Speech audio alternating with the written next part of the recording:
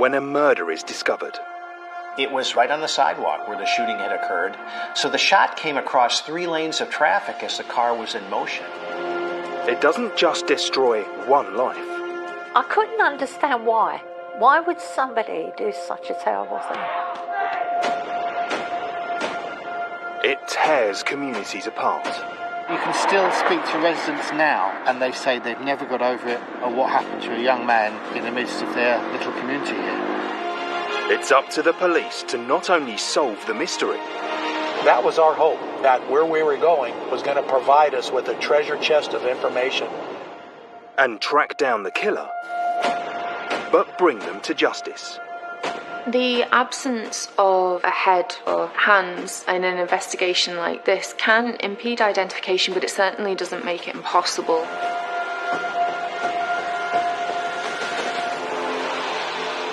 In this episode, 2 teenage girls are attacked and killed in the same area 2 years apart in a case that changed policing forever.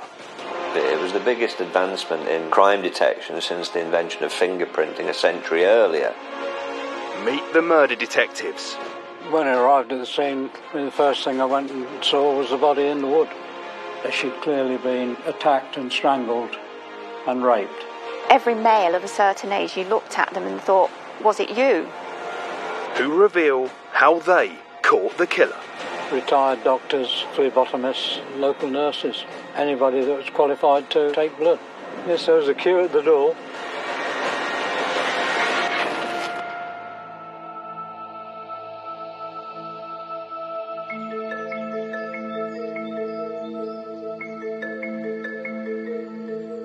In the Leicestershire countryside lies the picturesque village of Narborough.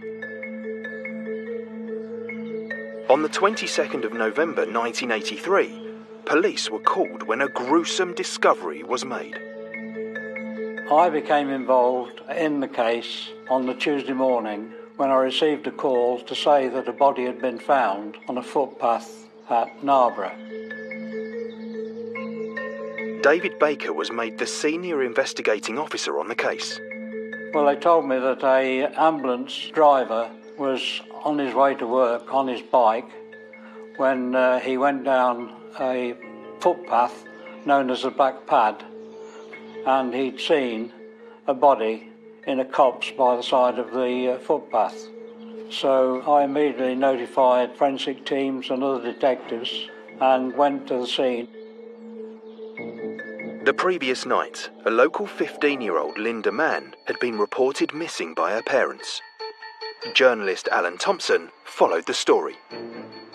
She'd been reported missing by her mum the morning after she'd been out all night. Her and Linda's sister had grown concerned because she hadn't come home and contacted the police pretty much straight away. Aware that Linda was still missing, it was important for David and the police to identify the girl who had been found as soon as possible. When I arrived at the scene, the first thing I went and saw was the body in the wood. This was an open area with a wooden gate, which was very dilapidated, and she'd been dragged through there and then down the wood. She'd clearly been attacked and strangled and raped. And that was evident from the scene. David quickly made the connection with the missing teenager. We immediately contacted the relatives, and an officer was stationed with them whilst we were making inquiries at the scene. The police weren't the only people to arrive at the footpath in Narborough. The commotion soon attracted a crowd. There was quite a lot of press around within a very short space of time, really.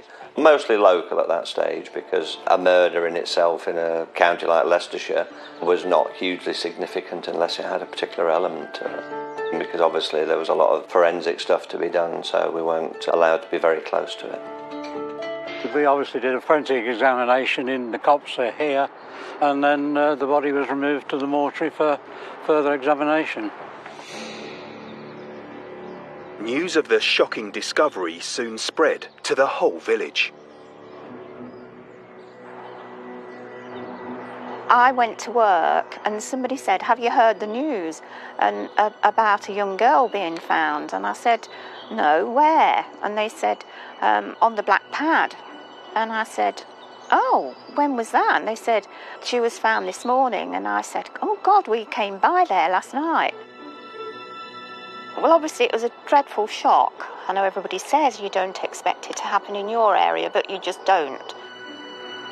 Narborough in 1983 and Enderby and the smaller settlement of Littlethorpe, they were dormitory villages. A lot of people work in Leicester, travelled in, but it was communities remarkable for being unremarkable, as it were.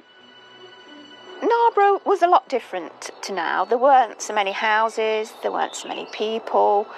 It was not exactly sleepy, but people mostly knew everybody. Around the early 80s, Leicestershire had a bit of a reputation for being a dumping ground for murder victims. So Leicestershire police had a lot on their hands. I'd got 5 murders on at that time.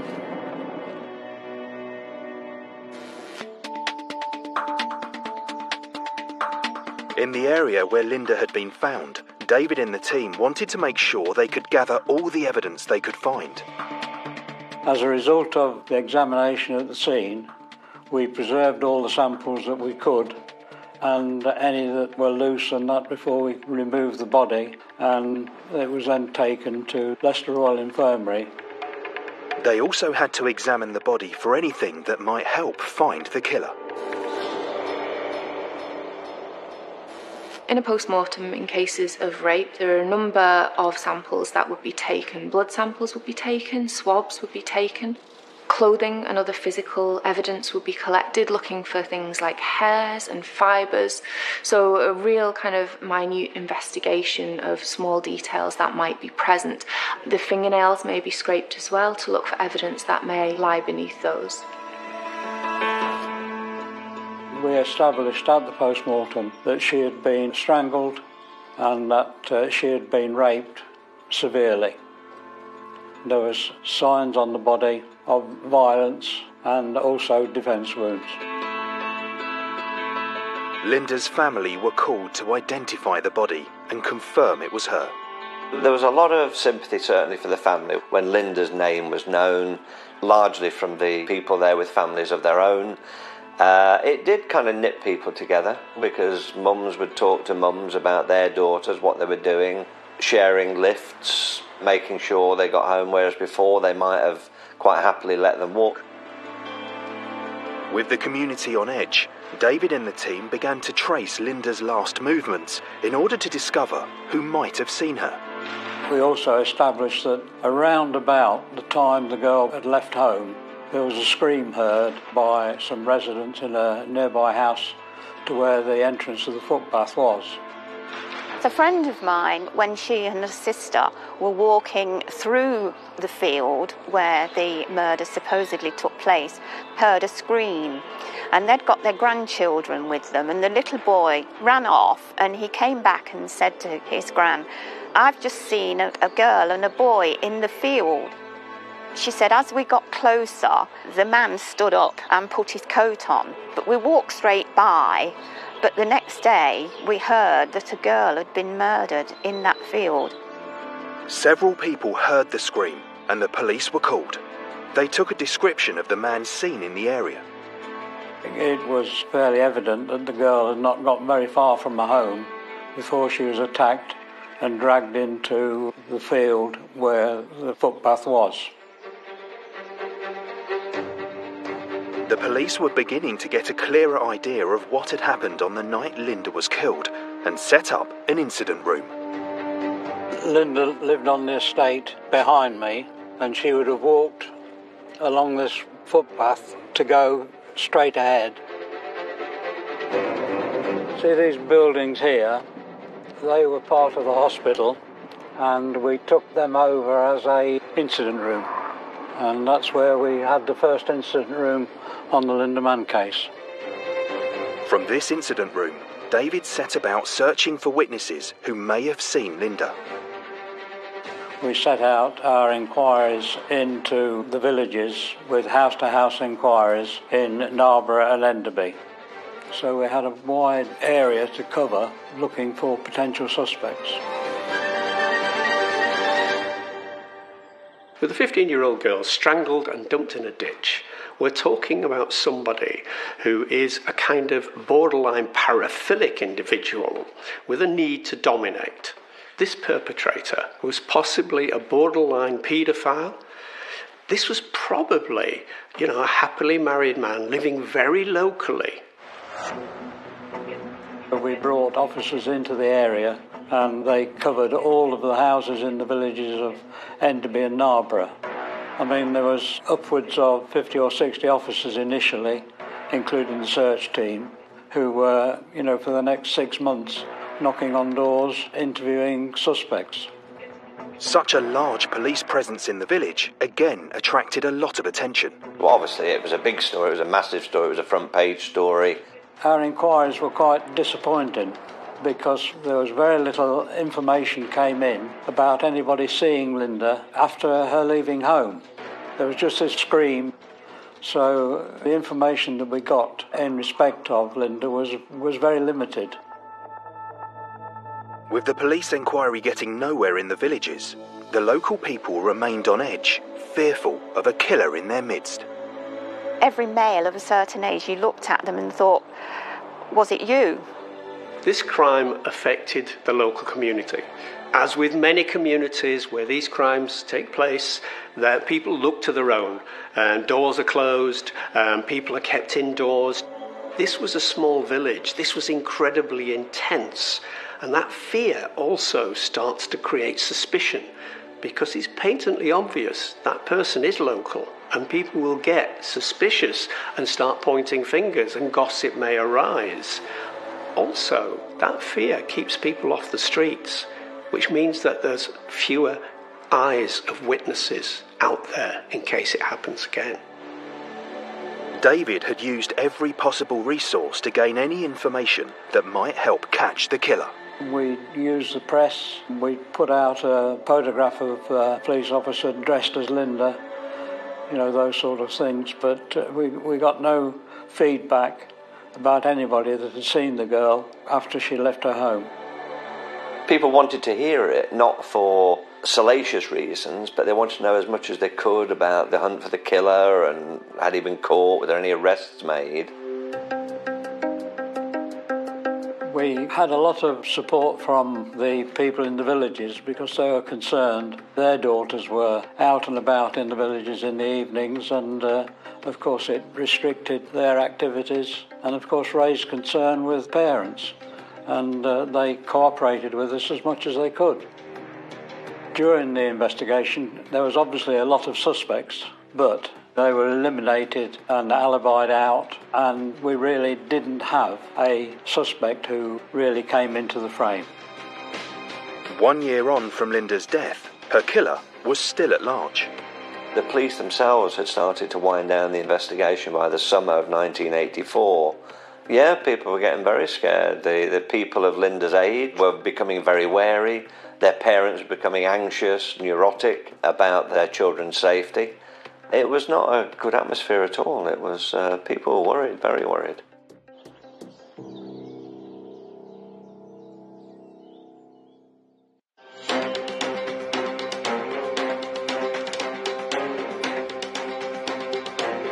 In 1983, a 15-year-old girl, Linda Mann, had been found murdered on a path between Leicestershire villages Narborough and Enderby. Police had been unable to track down the killer. Due to the lack of information coming in, clearly the inquiry wound down, and it was left with probably half a dozen officers chasing up information and anything that came in. If we think back to the 1980s, there wasn't such things as CCTV. There wasn't the use of a mobile phone, so we didn't have that technology which we were able to use in an effective way during an investigation. But also, communities were very different then. They weren't as transient as they perhaps are today. So that in itself would have created some community tension, because if somebody has been killed in their local area, then communities would think, well, actually the killer is within our population. We didn't always have it in our minds, but those of us with girls, daughters, we were always aware, and I think we did behave differently. We took extra care, we wanted to know a bit more about where they were all the time. As the community began to relax, in the summer of 1986, another teenage girl was reported missing in the area. On Thursday the 31st of July in 1986, we received a report from Mrs. Ashworth that her daughter had not returned home. Dawn had failed to return to her home in Enderby, which, given Linda's murder 3 years earlier, just took things to a new level in terms of the concern that was in the community and the horror that grew. Head of CID David Baker and his team immediately began a search of the area. This is the entrance to £10 Lane, and this is where Dawn Ashworth was making her way back home, having visited a friend's house, which is on the opposite side of the main road. And of course, when she arrived there, they weren't in, and so she turned round and came back. We continued the search on the Friday, and on the Saturday, a dog handler was carrying out a further search near fields near to the motorway, and he came across a leather jacket, which was one of the parts of the clothing that Dawn was wearing when she left home. He then carried out a further search of the field and discovered the body in a hedgerow. Dawn's body was in the hedge in the centre there, covered with hay and stinging nettles. The hay had been mown, but was left lying on the field. When Dawn's body was found, there was an air of disbelief about the place, about the community, among the police themselves, thinking they'd got a double killer on the loose, unofficially speaking, of course, and it just blew everything up to a different level. Linda was killed in November, and it was the coldest night of the year, and there was no attempt made to conceal the body. Dawn, in comparison, it was in the height of summer, and there was a distinct attempt to conceal the body by covering it with grass and nettles and what have you. I couldn't believe it had happened again. People were obviously saying, well, is it the same man? There were so many questions and no answers because people didn't know. Having that second homicide that detectives believe was connected to the first would have actually been helpful, because now you've in a sense got two sets of crime scenes, you've got two victims' bodies, and the opportunity for forensic clues is increased, obviously, but also opportunities to try and work out what suspects were in these areas at the right time. We became concerned when the body was found that there was a serial killer at large. Two girls missing in the same area, both strangled and brutally raped, and there were signs that the two offences were connected. With the second body, it becomes obvious that the perpetrator has to be a local man. It has to be someone who knows the area, someone who knows where it's safe to run, where it's not safe to run, and someone who knows when they're basically being able to intimidate somebody who is also local and make sure they never tell the tale. Once we heard about the second murder, we did act differently because the police didn't seem to have any idea of who it could be. So everybody was looking at everybody, especially the males of a certain age, because that's who the police were pinning their hopes on. Police were searching the vicinity and had set up a mobile incident room near to Dawn's home. And one of the houses facing is where Dawn lived. Obviously the family no longer live there now, but that's where she started off her journey, and she would have walked down to the left, which we're going. a member of the public contacted the police to say they had found a motorbike abandoned near to where Dawn was found. Well, this is the place where the young man's motorcycle was found parked. He was nowhere to be seen in the vicinity. Local people were now reporting anyone they had seen acting suspiciously at the time of Dawn's murder. We received information that a young man who lived the other side of the village of Enderby had been talking about the body being found in £10 Lane, and we established that this was on the Friday before the body was found on the Saturday, and he significantly drew attention to himself. David and his team linked the motorbike and the youth and called him in for questioning. Within a month of Dawn's murder, in August 1986, a 17-year-old was pulled in by the police, and I remember going to a press conference where the then head of CID said they were 300% certain they'd got the killer. The reaction in the community when a local man was arrested and charged was one largely of relief. He was charged and held in custody and put before the next available court. His solicitor was present, and we also obtained samples from him. The suspect was charged with the murder of Dawn Ashworth after blood tests showed he had the same blood group as samples found on the body. There was a great deal of confidence in the police that they had their man. The head of CID, Dave Baker, an exceptionally careful man, approached his chief constable despite the fact they had circumstantial evidence against the man. David wanted to prove beyond reasonable doubt that the suspect was their killer. He had heard that Dr. Alec Jeffreys at Leicester University had developed something called DNA fingerprinting that he was using for paternity testing.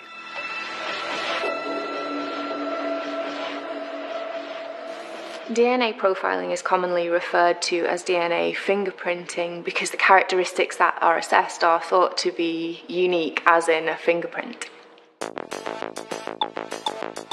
I was aware of work done by Sir Alec Jeffrey in connection with DNA research, and it was a case of the blood group being down to the individual as opposed to a percentage of the population. David took the semen samples obtained from Linda and Dawn's bodies and established that both had the same DNA fingerprint present. This came back to me from Sir Alec saying that one man was responsible for the murder of both girls. They then compared that to the DNA from the blood taken from their suspect. He was not a match.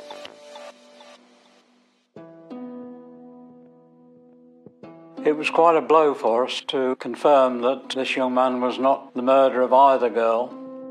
We're all subjected to stereotypes, and sometimes somebody looks like a suspect when they really have absolutely nothing to do with it. I suppose they do have stereotypes of how people should act as suspects, as witnesses, as victims, and sometimes if you don't fit neatly into that box, then it might ring alarm bells for detectives, and sometimes that alarm bell system works well, but at other times it can lead you down a path where you're actually accidentally implicating the wrong suspect. He was released from custody in November 1986.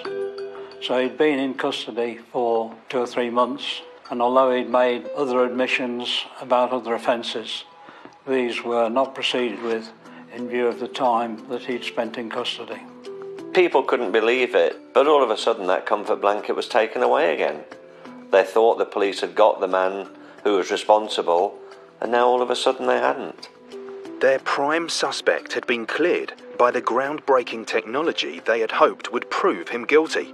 But David and the team were still convinced DNA fingerprinting could be used to catch the killer.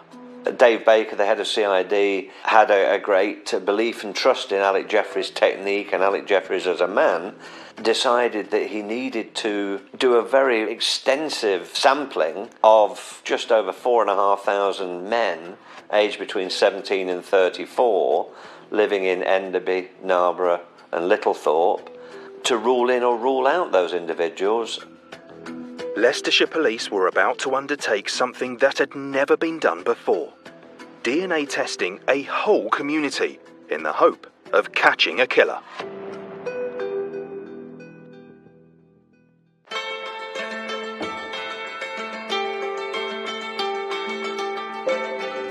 In 1986, Leicestershire Police had used the cutting-edge science of DNA fingerprinting to prove that the same person had killed teenagers Linda Mann and Dawn Ashworth, less than 3 years apart.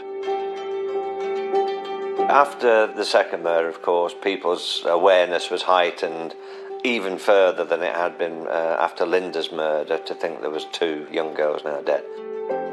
I recall the police putting on more reassurance patrols, as they call them, having more of a visible presence in the villages, as well as the detectives. Yeah, it did affect lives. Going back into 1980, murder investigations were much bigger than they perhaps are today. You know, the idea, I guess, was that the area would be swamped with police officers. The pure logistics of it would have been very challenging and very difficult. The police had arrested a man in connection with Dawn's murder, but DNA testing had proved he was not responsible. It was quite a blow for us to confirm that this young man was not the murderer of either girl. And of course we had got to set out our investigation again, but with more impetus, bearing in fact that we knew that one man was responsible for both murders, so we'd got a serial killer out there, and we firmly believed that he was still a local man.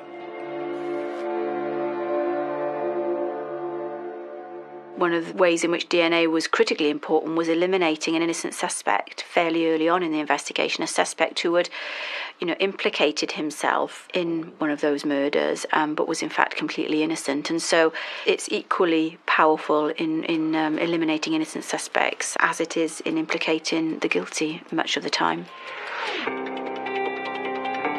We came to a conclusion in November that in order to take the inquiry further on, we should use the DNA and sample the community with a view to finding the individual who is responsible for these 2 murders. The police knew it wouldn't be popular in every quarter when they'd said they were going to take blood samples from every man between 17 and 34 who lived within the 3 villages. But working on the basis that most people within those communities would see it as a good thing because it would finally rule in or out a member of their community. The police planned to do blood testing in all 3 villages near the murder sites. They were having officers put letters through people's door, but everybody was notified that every man of that age group, 17 to 34, was required to give a sample.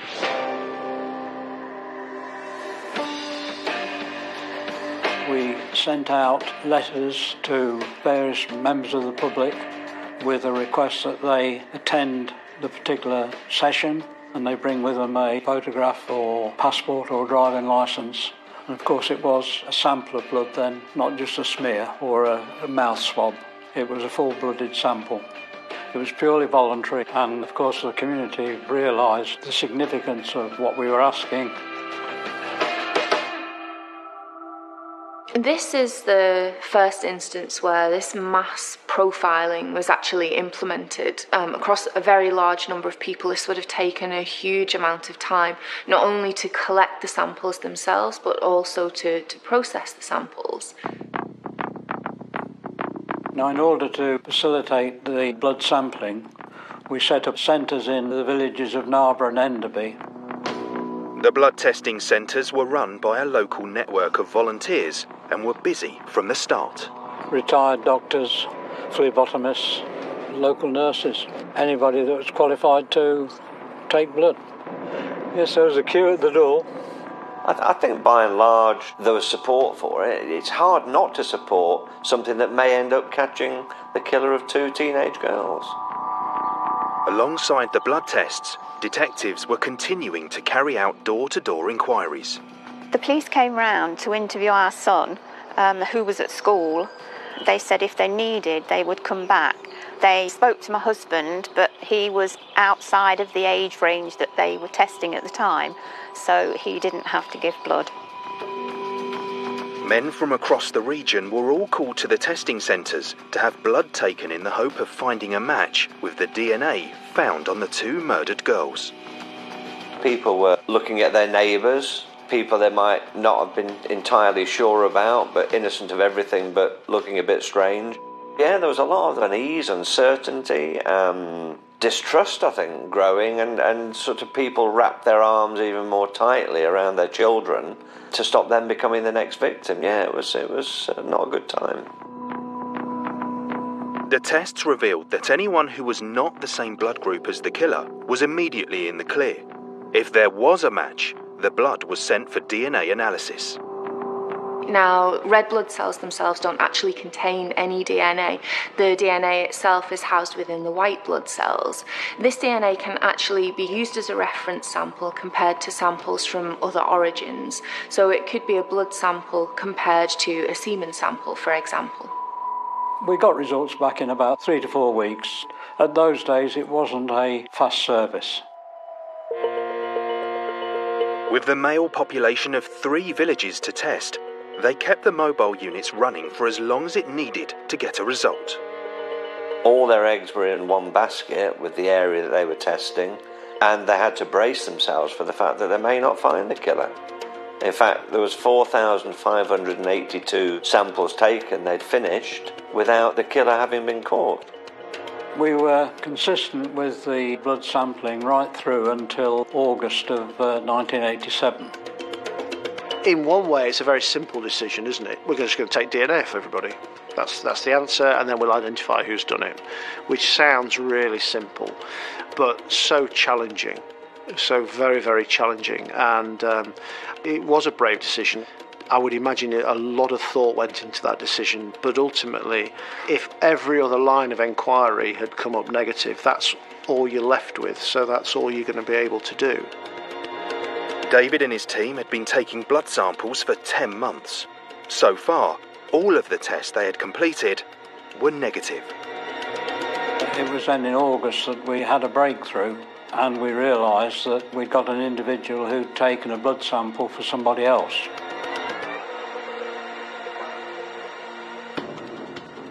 A local woman contacted police to say she had some information she felt was important. She had had a conversation with a man named Kelly, who said that he had taken a blood sample for a man named Pitchfork. Immediately we checked our system and found that Pitchfork had in fact had an invitation to attend and ostensibly had attended and given blood. Of course, we then established that Pitchfork and Kelly were very much suspect to our inquiry. The man who had asked Kelly to take his blood test for him was local cake decorator Colin Pitchfork, who lived in Littlethorpe. This general area where Pitchfork bought his house and was living at the time of the 2 murders. Pitchfork would never have popped up on anybody's radar. A wife who knew nothing of what he was doing, 2 small children. I believe she announced the night he came back from killing either Linda or Dawn, she announced she was pregnant with their 2nd child. Police quickly moved in to track down these 2 men.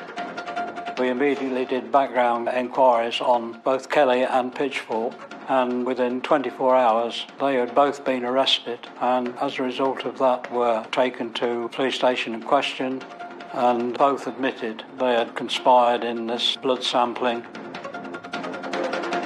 Pitchfork's record showed that he had been a flasher, exposing himself to more than 1,000 women. Kelly had no criminal record. Pitchfork, we established then, had convictions for indecent exposure, but they were as a juvenile. Exhibitionism is one of those anonymous sex crimes where you maintain distance from your victim. Basically, you want to fantasize, you want to impose your fantasy on the victim.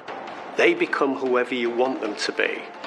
In the case of moving from exhibitionism to murder, that anonymity will still be there. They want to fantasize about this body, but they don't want to interact with it and reveal it to be an individual person. So there is absolute continuity. between the exhibitionism seen earlier and the manner of the killings later. Pitchfork was the main concern when the information came through. I mean, he was the man that had had his blood given by somebody else. By avoiding giving blood, Pitchfork had become the prime suspect in this case. It looked like the police had found their killer.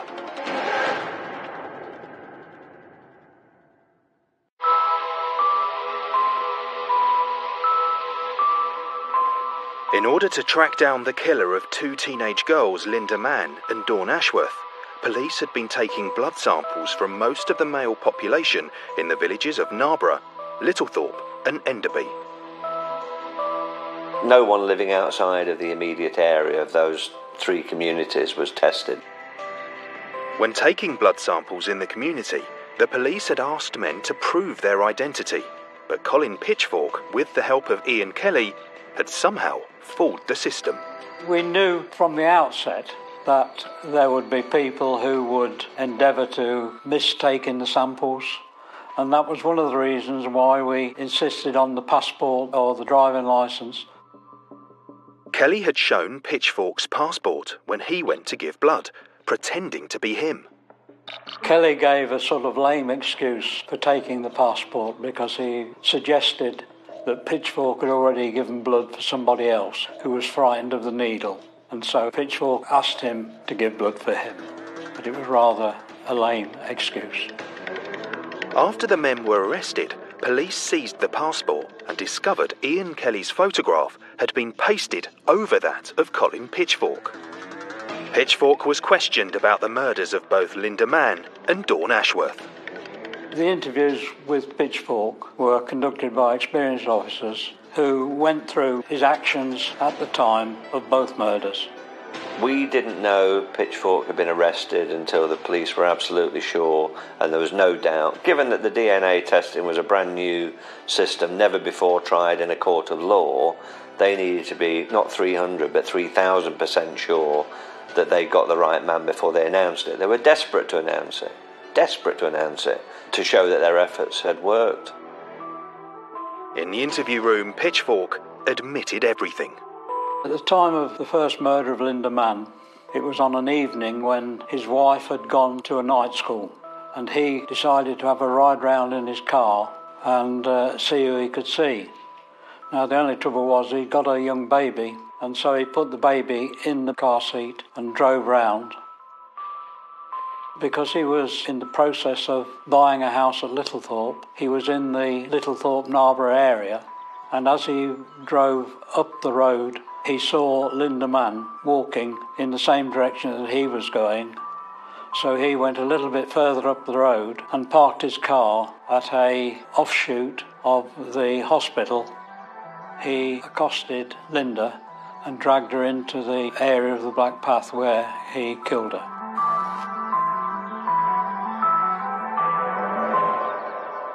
The perpetrator in this case was clearly an opportunist. He just waits for that occasion when someone is out on their own, they fit his fantasy target, and he can't see any witnesses or the likelihood of any witnesses coming along. And then he's very efficient in general at targeting them, bringing them down, and having his way with the body, and then returning seamlessly to his everyday life with his son in the back of the car, who basically would be one of the best alibis you could have. The story Pitchfork told fitted the evidence police had found at the time of Linda's murder. Pitchfork went on to describe the night he killed Dawn. As far as Dawn was concerned, he was on his way home from work to Littlethorpe, and as he drove along the main Narborough Road, he saw Dawn cross the road and walk up 10 Pound Lane. He parked his car and followed her, and that's where he attacked her and killed her. He didn't actually admit a motive, but I mean clearly his motivation was of a sexual nature. I think some of the reasons why some murderers never tell detectives why they killed the victim, in some instances because they're still denying that they were responsible, of course, so they're not going to say why because they're saying they didn't do it. But in those cases where they have ultimately confessed, I think they're either trying to control that piece of information, it's the one bit that they'll keep to themselves. Perhaps they don't know, perhaps they genuinely aren't certain what their motivations were. It was a complex mix of different sorts of emotions and they can't articulate it clearly even in their own minds. After almost 4 years and thousands of blood tests, the police had finally found their killer. Colin Pitchfork was charged with the murders of both Dawn Ashworth and Linda Mann. Pitchfork was charged at court with 4 offences. One was an indecent assault on a 15, 16-year-old girl before the murder of Linda Mann. Then before the murder of Dawn Ashworth, he'd also accosted another girl and taken her in his car, but she managed to escape. But that was in an area away from Narva and Enderby. Well, he was able to come back to reality, if you like, and show no other indications of his condition. You know, his behaviour was the norm for a psychopath.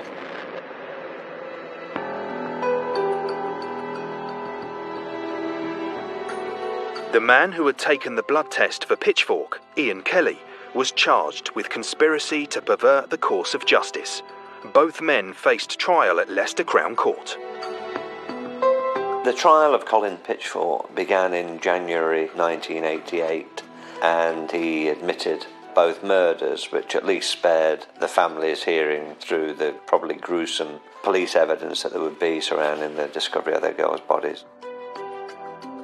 The plea of Pitchfork was actually guilty, so the DNA evidence itself was never actually presented in court. If he hadn't admitted it, his DNA would have proved his guilt anyway, because we did a blood test on his sample, and of course that came up positive in the murder of both girls. So, I mean, the result was inevitable. Ian Kelly also admitted his part in aiding Pitchfork in attempting to cover up his crimes. Kelly was sentenced to 18 months imprisonment for conspiracy to pervert the course of justice. Pitchfork admitted the murders of the 2 girls. He was given life sentences for each of their murders. He was given 10-year sentences for rape, a shorter sentence for perverting the course of justice by having someone else take the test for him. David and the team had successfully caught their killer, but inadvertently, they had also changed the way all future murders would be investigated. It was incredible because it was such a breakthrough in criminal investigation, which had been brought about by 2 of the quietest, most modest individuals you would ever have come across. Alec Jeffreys, such a self-deprecating man, David Baker, a highly intelligent investigator of crime, and together they developed an enormous respect for one another that brought this huge breakthrough in the world of criminal investigation. It's quite a remarkable story in the Colin Pitchfork case that the detective happened to have read about something that was happening in his local university that was being developed around DNA that of course wasn't really and hadn't at that stage been used in a criminal investigation. It was being used more for paternity testing. But he had the idea that perhaps something could come of this, and together those 2 individuals, the scientist and the detective, you know, made huge use of something that became critical evidence in that case, of course. There was quite a sort of slow burn reaction to the news that this technique had worked, because nobody could quite believe it. It was the biggest advancement in crime detection since the invention of fingerprinting a century earlier. But it didn't bring back the girls, but it stopped him, maybe, moving on to any others. It was a great relief when Pitchfork was caught. It was a relief for many people, including the family, the community, and of course the officers that had worked on the inquiry. The girls would now have been lower end of middle-aged women, probably with their own children, possibly with grandchildren. Everybody who was in that same age group, in that position, I'm not saying they'll think of them every day, but there will be times when they will cast their thoughts back. I don't think the community will ever forget